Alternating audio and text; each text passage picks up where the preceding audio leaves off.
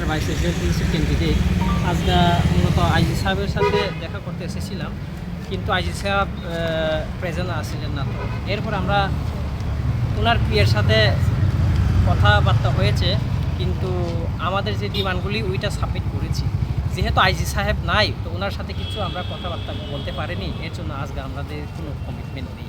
কিন্তু আমরা সরকারের কাছে ওইটাই আবেদন জানাবো যে আমাদের যে 249টা যে জেল ওয়ার্ডারের প্রসেসিং যে আটকে রয়েছে, ওইটাকে তাড়াতাড়ি আমাদেরকে যে প্রসেসটা আগিয়ে নিয়ে যায়, তাহলে আমরা খুব উপকৃত হব। আমাদের সরকারের প্রতি এইটাই আহ্বান। 2022 থেকে এখনও বসে আছি। তো আমাদের সমস্যাটা হলো, আর তো বয়স আমাদের ধরে রাখা যায় না, আমরাও তো বিকল্প কোনো চিন্তা করতে হবে। তো আমরা এখানে কতদিনে আটকে থাকবো? আর আমাদেরও পরীক্ষা তাড়াতাড়ি যাতে নেওয়া হয়। গত 2 মাস আগে ডিএম অফিসে আমাদের কাগজপত্র জমা নেওয়া হলো। কাগজপত্র জমা নেওয়ার পরে এরপরে আবার 1 মাস বাড়িয়ে দিল, আরও 1 মাস টাইম দেওয়া হলো কাগজ জমা দেওয়ার।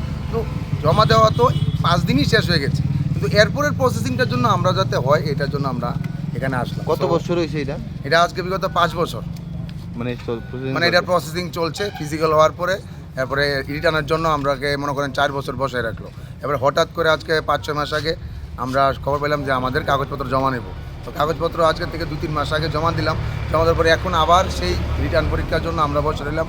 এরপরে হইব ভাইবা কবে হইব, আমাদের মানে 249 জনের চাকরি, এটা তো অনেক দূর।